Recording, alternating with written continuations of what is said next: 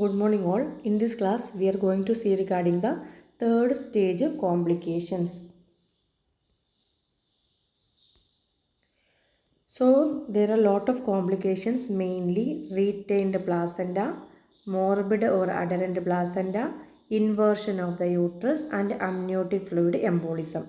These are main third stage complications. So retained placenta, it is defined as failure of the placenta to be expelled within 30 minutes of the delivery of the fetus and can be of two types. That is trapped because of the trapped placenta and morbidly adherent placenta. Placenta is not able to expel within 30 minutes of the delivery. So it will affect 1 to 2% of all deliveries. So in trapped placenta, placenta is trapped in the uterus but it is not adherent. It is trapped but it is not adherent, means not that much attached. The most common cause of retained placenta is uterine atony. Failure of the uterus to contract is called uterine atony. And failure of the retroplacental myometrium to contract, thereby preventing the placental detachment. Then the other cause is the hourglass contraction of the uterus, which is a type of constriction ring and it is usually produced by prophylactical ergometrin or unnecessary manipulation of the uterus. Because of that there will be hourglass contraction of the uterus. Then diagnosis. Clues to trapped placenta are a fundus which is small and contracted and edge of placenta being palpable through a tight internal os. Ultrasound may also help to differentiate between a trapped placenta and adherent placenta. With a trapped placenta, the myometrium will be thickened all around the uterus and a clear demarcation is seen between the placenta and the myometrium. In contrast, with an adherent placenta, the myometrium will be thickened in all area except where the placenta is attached, where it will be very thin or even visible. So management. If there is bleeding, the usual measure to combat atonic postpartum hemorrhage are employed. Oxytocin infusion may be useful especially during the transfer of the patient. Misoprostol or PGE1 analog can be used to prevent the hemorrhage during transfer. Initial measure. If the condition is seen soon after delivery, there is no bleeding, shock, the uterus is contracted and the internal os is closed. Sublingual glycerol trinitrate can be tried sublingually to relax the uterus and then the placenta can be expelled by controlled cord traction. Manual removal. If the placenta is not expelled within 60 minutes, manual removal of the placenta is done under the general or regional anesthesia. Traditionally, general anesthesia with halothane to relax the uterus had been given for manual removal, but today regional anesthesia is more common. If the uterus is very much contracted, nitrates can be used for relaxation along with the regional anesthesia. Sequelae of retained placenta. So if there is retained placenta, that will cause the puerperal sepsis, subinvolution of the uterus, secondary postpartum hemorrhage, placental polyp formation leading to irregular bleeding and discharge per vaginum.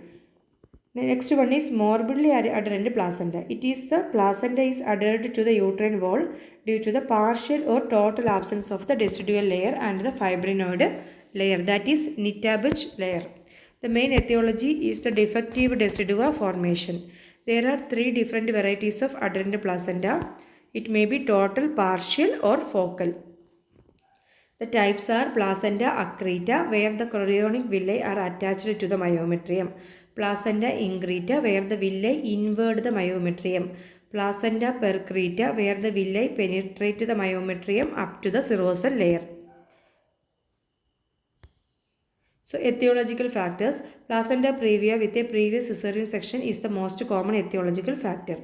This is because decidual formation is commonly defective in the lower segment after a previous caesarean section. The presence of placenta previa in previous caesarean section is associated with accreta in 10 to 15% cases. As the number of sections increases, the risk increases dramatically. Clinical features are: there is an associated placenta previa, antepartum hemorrhage may occur. Rarely, uterine rupture or severe intraperitoneal hemorrhage prior to labor may occur in placenta percreta. Sometimes it may be diagnosed when attempts at manual removal fail. Diagnosis. In risk patients during antenatal ultrasound, the lower uterine segment should be carefully evaluated for placenta accreta by looking for a disruption in the demarcation between the nidabus layer and decidua basalis. Absence of the usual retroplacental sonolucent zone may indicate a placenta accreta, and there may be thinning or disruption of the interface between the uterine serosa and the bladder. Color Doppler study, MRI, placenta accreta, maternal serum beta fetoprotein level elevated, and absence of tissue between the bladder and placenta. Management. In focal and partial cases of adherent manual removal may be successful. However, in complete placenta accreta, when manual removal is attempted, hemorrhage will profuse. In patient with a previous cesarean and placental previa, the condition should be anticipated and plenty of cross-matched blood should be kept ready. Blood products like fresh frozen plasma and platelet concentrate should be also given. A classical cesarean section is a better option in case of placenta percreta involving the bladder. A subtotal hysterectomy may not suffice and a total hysterectomy should be done. Placenta accreta is the leading cause of maternal mortality and caesarean hysterectomy. Placenta previa with previous caesarean section is the most common association. Next one is inversion of uterus. So inversion is defined as the turning inside out of the uterus, and it is a very rare cause of the postpartum prolapse. Etiological factors are mismanagement of third stage by attempting to deliver a placenta by cord traction on a fundally implanted placenta that has not yet separated. Spontaneous inversion can occur with an atonic uterus. The diagnosis. Clinical picture is characterized by shock and hemorrhage during the third stage of labor, the shock being out of the proportion to the bleeding. Then in bleeding will be there, vaginal examination will reveal a soft globular swelling in the vagina or cervical canal. On abdominal palpation, the fundus of the uterus is felt to be absent. Prevention. Care in conducting the third stage of labor will prevent this condition. The placenta should be delivered by controlled cord traction only after it has separated. Management. Management consists of two measures which should take place simultaneously. Resuscitation and replacement of the inverted uterus. Immediate replacement is vital as the shock deepens the more it is delayed. No attempt are made to remove the placenta before correction. Next one, manual replacement. This is the best course of action if diagnosed immediately.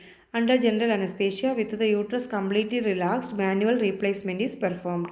After replacement, the placenta is removed naturally and oxytocin given to promote the contraction, and oxytocin should not be given before repositioning.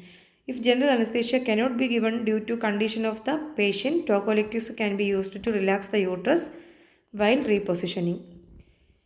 Next condition is amniotic fluid embolism. Amniotic fluid embolism is also termed anaphylactoid syndrome of pregnancy.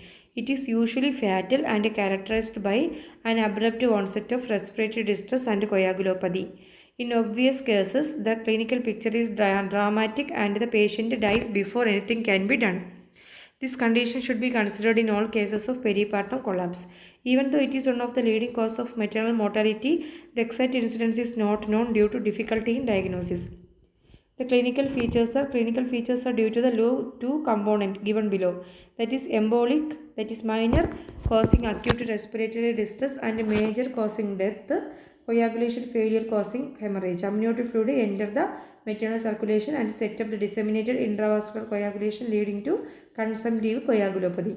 Classically, a woman in late labor or immediate postpartum gasp for air and bronchospasm becomes cyanotic and undergo the immediate collapse and cardiorespiratory arrest, usually accompanied by hemorrhage. Sudden death is usual.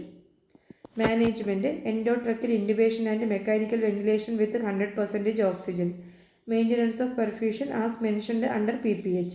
Hydrocortisone IV in large doses. Amniophylline IV for respiratory distress. Consider amniotic fluid embolism all cases of unexplained peripartum collapse. Hope you are understanding. Please share to your friends also. Thank you.